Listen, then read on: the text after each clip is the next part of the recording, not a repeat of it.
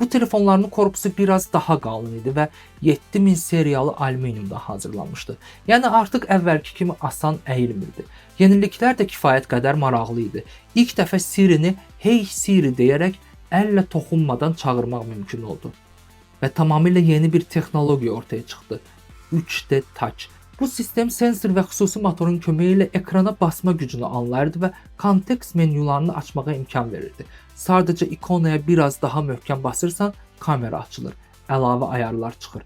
Kamera tərəfi də ciddi şəkildə yeniləndi. iPhone 6s artıq 12 megapiksellik əsas kamera aldı və əvvəlki modeldən xeyli daha yaxşı çəkirdi. Üstəlik ilk dəfə 4K formatında 30 FPS video yazmaq mümkün oldu. Ön kamerada təkmilləşdirildi. 5 megapiksellik modul sayəsində selfilər nəzərə çarpacaq dərəcədə yaxşılaşdı. Bir detal da var idi. Çoxlarının xoşuna gəlmişdi. Ekran flash.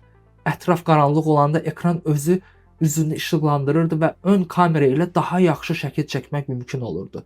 Yəni iPhone 6s sadəcə xırda yenilənmə ilə deyil, o həm daha möhkəm, həm də texnoloji baxımdan daha yetkin bir iPhone idi. Home düyməsi daha sürətli işləyən yeni barmaq izi skaneri aldı. Amma problem başqa yerdə idi. Telefon xarici görünüşü tam olaraq iPhone 6 ilə eyni idi. Məhz buna görə iPhone 6s satışları Apple tarixində ilk dəfə əvvəlki nəsildən aşağı oldu. Ümumilikdə 174 milyon ədəd satıldı. Bu hələ də əla nəticədir və Apple tarixində ikinci göstəricidir. Amma 6-cı seriyanın rekordunu şirkət bir daha heç vaxt qıra bilmədi.